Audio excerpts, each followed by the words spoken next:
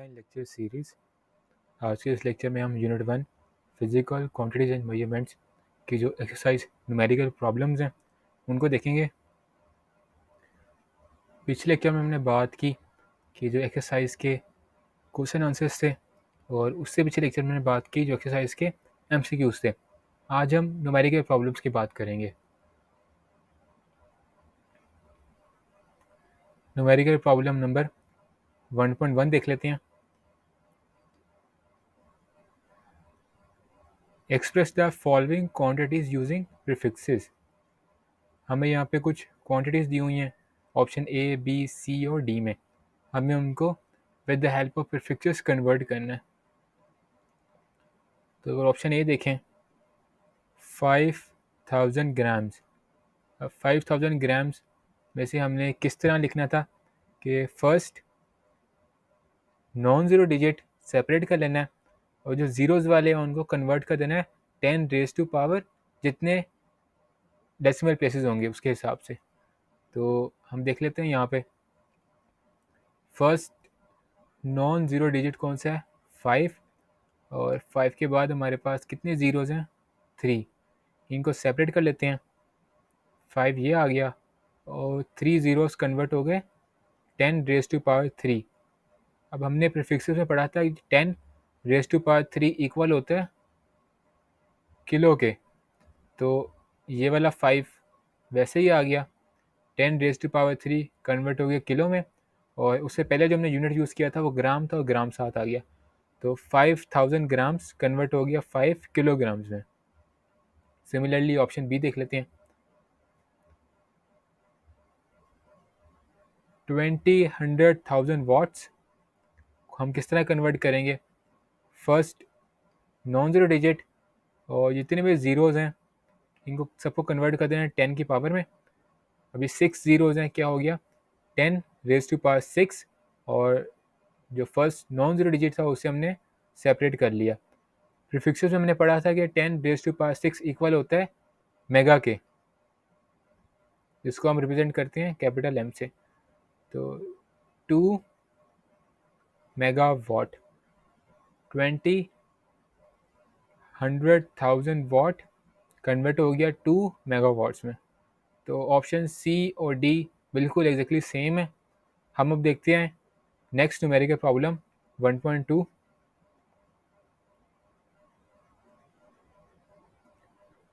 How do prefixes micro, nano and pico relate to each other.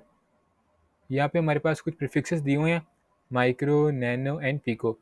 इनका आपस में relation बताना है। तो first of all relationship between micro and nano. 1 nano is equal to 10⁻⁻⁹।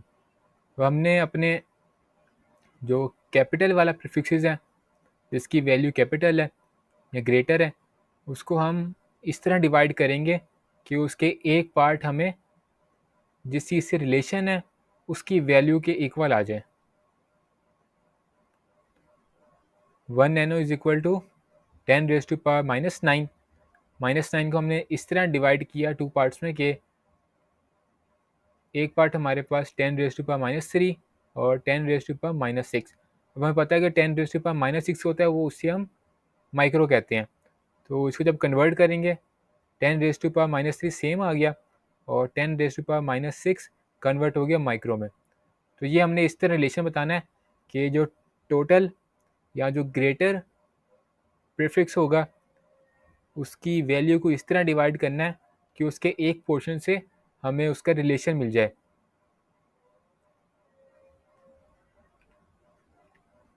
Relationship between micro and pico देख लेते हैं हम। अब माइक्रो और पिको में से जो ग्रेटर वैल्यू है वो पिको की है। 1 पिको इज इक्वल टू -12। अगर -12 की हम पार्टीशंस करते हैं तो एक पार्टीशन -6 की आ गई और दूसरी भी -6 की। -6 हमें पता है इज इक्वल टू माइक्रो होता है। तो हमने एक -6 की वैल्यू एज इट इज़ लिख दी और एक 10⁻⁻6 को हमने उसके प्रीफिक्स में कन्वर्ट कर दिया माइक्रो। तो इस तरह इसका रिलेशन होता है कि टोटल में से पार्टीशन करेंगे और एक पार्टीशन को उसके रिलेटिव प्रीफिक्स से कन्वर्ट कर देंगे। नेक्स्ट क्वेश्चन देख लेते हैं। Your hair grows at rate of 1 millimetre per day. आपके जो बालों की जो ग्रोथ का रेट है वो 1 मिलीमीटर पर डे है।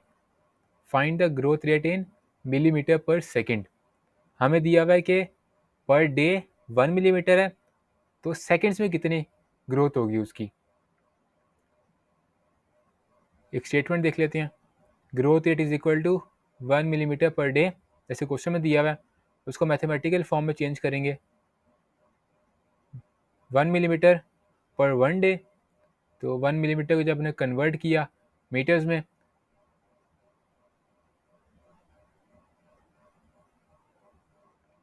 तो 1 मल्टीप्लाई बाई 10⁻⁻3। 10⁻⁻3 क्या हो गया, मिली, और ये मीटर, ठीक है, कन्वर्ट कर दिया। और 1 डे में कितने सेकंड्स होते हैं, 1 डे में जो सेकंड्स होते हैं वो होते हैं 86,400 सेकंड्स। मैं यहाँ लिख भी देता हूँ, 86,400 सेकंड्स पर डे। एक दिन में कितने सेकंड होंगे हमारे पास, 86,400। तो जब इसको हम कन्वर्ट करेंगे साइंटिफिक नोटेशन में, तो उसको हम लिखेंगे 8.64 मल्टीप्लाई 10⁻⁴। या मैं करके दिखा देता हूँ कैसे हुआ इसको। हमने फर्स्ट नॉन ज़ीरो डिजिट लेना है, उसके बाद डेसिमल पॉइंट लेना है, 8.64। अब ये पार्ट कौन सा है हमारे पास, सारा का सारा नॉन ज़ीरो, और ज़ीरोज़ वाला पार्ट कौन सा है, ये वाला। इसको हम चेंज कर लेते हैं, 10⁻⁻। ज़ीरोज़ कितनी है, 2, और डेसिमल पॉइंट के बाद कितनी वैल्यूज बची है हम टोटल काउंट कर लेते हैं। हमने पॉइंट लिया 8 के बाद, तो 1 2 3 4, 10⁻⁻4 सेकेंड्स। तो सेम यही आ गया। अब हमने नेक्स्ट स्टेप में क्या करना है कि 10⁻⁴ है, इसको हम ऊपर ले जाएंगे 10⁻⁻3 के साथ मल्टीप्लाई करेंगे इसको। तो जो 1/8.64 वाला पार्ट है उसको हमने ये सेपरेट कर लिया। अब क्योंकि 10⁻⁴ को हम ऊपर ले गए थे तो वो मल्टीप्लाई हो गया ऊपर जाके, तो 10⁻³ मल्टीप्लाई होने का मतलब होता है इनकी पावर्स ऐड या सब्ट्रैक्ट होती है अकॉर्डिंग टू देयर साइंस। तो -3 और -4 इज इक्वल टू 10⁻⁻7 आ जाएगा। ये -7 कन्वर्ट हो गया, और ये सेकेंड्स था, इसके साथ सेकेंड से ऊपर गया तो नेगेटिव साइन के साथ चेंज हो गया। 1/8.64 को जब फर्दर सिंप्लीफाई करेंगे तो आंसर आएगा 0.1157 मल्टीप्लाई बाय, तो यहाँ से हमें टोटल किया 10⁻⁻7 मीटर पर सेकेंड, और अब हमने कन्वर्ट करना था मिलीमीटर पर सेकेंड। हमारे पास जो वैल्यू आ रही है वो मीटर पर सेकेंड में है, तो हम इसमें से डेसिमल पॉइंट को पीछे ले आएंगे इस तरह कि हमारे पास मिली का जो वैल्यू है वो आ जाए हमारे पास। तो हम फर्स्ट नॉन ज़ीरो डिजिट, उसके बाद हम सेकंड नॉन ज़ीरो डिजिट के बाद पॉइंट इसलिए लिया ताकि पावर्स में हमारे पास -2 आ सके, ठीक है। तो ये मिलीमीटर पर सेकंड नहीं है, ये नैनोमीटर पर सेकंड है। इसको करेक्शन कर लेते हैं। प्रोसीजर यही है जो मैं समझा रहा हूँ, एज इट इज़ है। और तो हमारे पास -2 आ गया। अब ये -2 जब मल्टीप्लाई हुआ 10⁻⁻7 से, वैल्यू में देख लेते हैं क्या चेंज आता है। -7 -2 इज इक्वल टू 10⁻⁻9 आ जाएगा, ठीक है। अब 10⁻⁻9 इक्वल होता है नैनो के, इसको हम कन्वर्ट कर लेंगे। ये वैल्यू ये आ गई 10⁻⁻9 का n नैनो, और मीटर पर सेकंड जो पहले से था। हमारे पास हमारी रिक्वायर्ड वैल्यू आ गई है कि जो ग्रोथ रेट है किसी भी हेयर का इन नैनोमीटर्स पर सेकंड वो क्या है 11.57। नेक्स्ट क्वेश्चन देख लेते हैं। Rewrite the following in standard form. हमारे पास कुछ क्वांटिटीज दी हुई हैं, इनको स्टैंडर्ड फॉर्म में लिखना है। स्टैंडर्ड फॉर्म में हम इस तरह लिखते हैं कि फर्स्ट नॉन ज़ीरो डिजिट के बाद पॉइंट लेना है और जिसमें से हमने जो नॉन ज़ीरो वैल्यूज़ होंगी उनको सेपरेट लिखना है और जो ज़ीरोज़ वाली होंगी वो कन्वर्ट हो जाएंगी 10 की पावर में। इसको करके देख लेते हैं। ऑप्शन ए है 1168 multiply by 10 raise to power -7। हमने पॉइंट का लेना है फर्स्ट नॉन ज़ीरो डिजिट के बाद। ये फर्स्ट नॉन ज़ीरो डिजिट कौन सा है, ये अगर यहाँ पॉइंट लेते हैं तो हमारे पास कितनी पावर जाएंगी 10 रेज टू पावर 1 2 3 पॉजिटिव 3 आएंगी क्योंकि हमने पॉइंट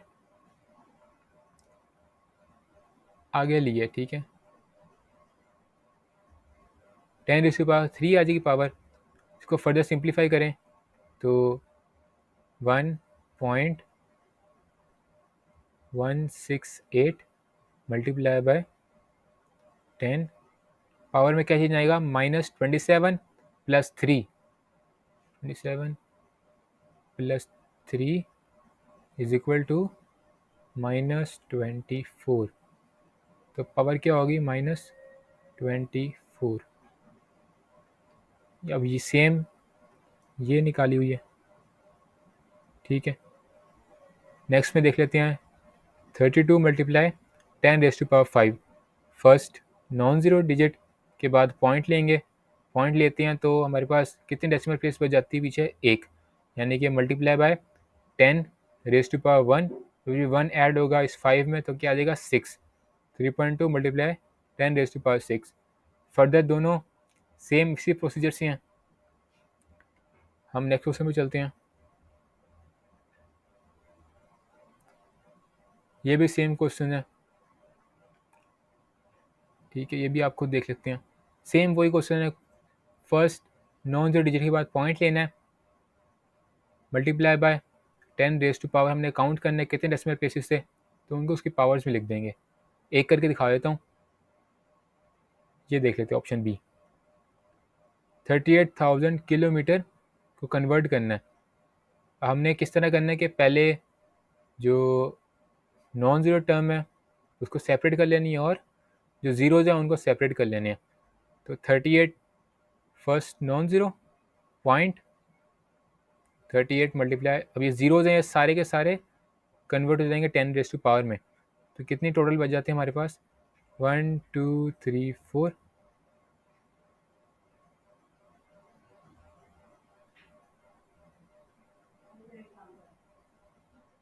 तो ये 10 रेज टू पावर 4 है ऐसे।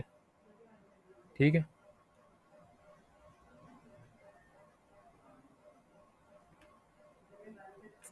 नेक्स्ट क्वेश्चन देख लेते हैं।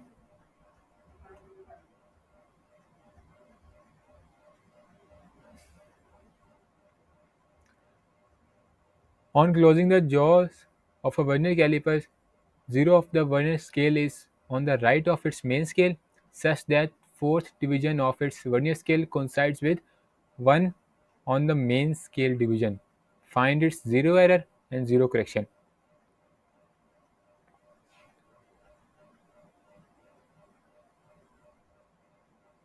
अब यहाँ पर वो कह रहा है कि जो वर्नियर स्केल की फोर्थ डिवीजन है वो कोइंसाइड हो रही है मेन स्केल की किसी एक डिवीजन से।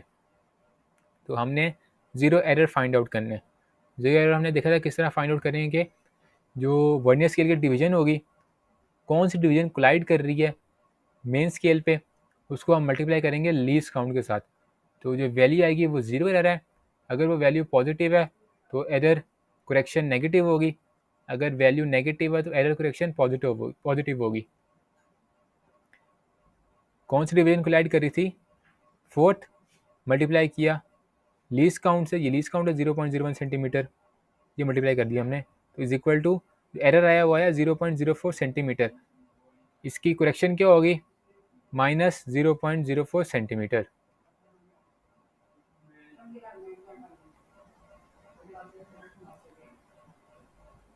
वन पॉइंट सेवन देखते हैं।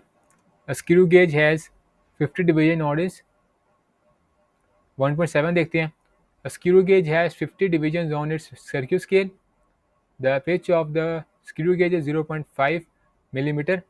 What is its least count? हमें यहाँ पे number of division on circular scale दी हुई है और हमारे जो स्क्रू गेज है उसकी पिच भी बताई गई है। तो लीस्ट काउंट निकालनी है। लीस्ट काउंट का फॉर्मूला हमने पढ़ा भी था कि least count is equal to pitch of the screw gauge divided by number of circular scale divisions. तो पिच क्या दी हुई है 0.5 millimetre, 0.5 millimetre divided by number of circular scale divisions कितनी है 50 divisions divided by 50 is equal to 0.01 millimetre. अगर हम centimetre में कन्वर्ट करते हैं तो 0.001 सेंटीमीटर। 1.8 देख लेते हैं। इसमें हमारे पास 4 ऑप्शन दिए हुए हैं जिसमें से हमने बताना है कि कौन सी क्वांटिटी है जिसके पास 3 सिग्निफिकेंट फिगर्स हैं। सिग्निफिकेंट फिगर्स मतलब किसी क्वांटिटी में जो एक्यूरेटली नॉन वैल्यू होती है। अब ऑप्शन ए में हमारे पास ये पूरी की पूरी एक्यूरेट है। 1 2 3 4 5 फिगर्स हैं इसमें, तो इसलिए ऑप्शन ए नहीं होगा। हमने सिर्फ 3 देखने हैं। इस टर्म में ये एक्यूरेटली नॉन नहीं है, लेकिन 3 एक्यूरेट नॉन डिजिट्स हैं हमारे पास। 3 सिग्निफिकेंट फिगर्स हैं। कौन कौन से हैं 1 2 3। ऑप्शन बी आ गया। और इस समय हमारे पास 3 सिग्निफिकेंट फिगर्स हैं 5 0 5। ये एक्यूरेट नॉन डिजिट हैं, ठीक है। ऑप्शन डी में कितने हैं 1 2 3 4, ये नहीं है। तो करेक्ट ऑप्शन कौन से हैं B and C.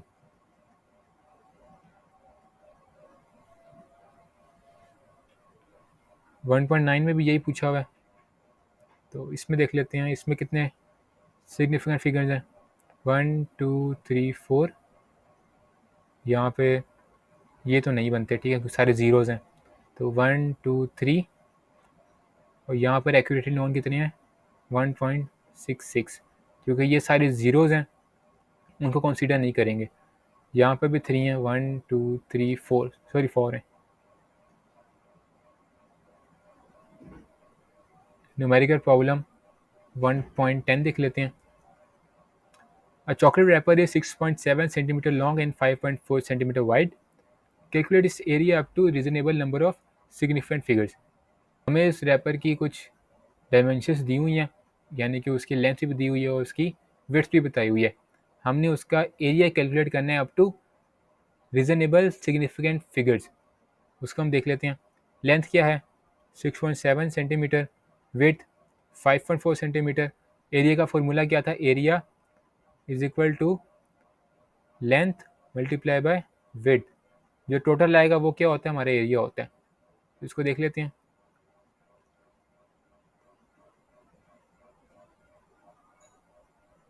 Six point seven multiply by 5.4 is equal to 36.18।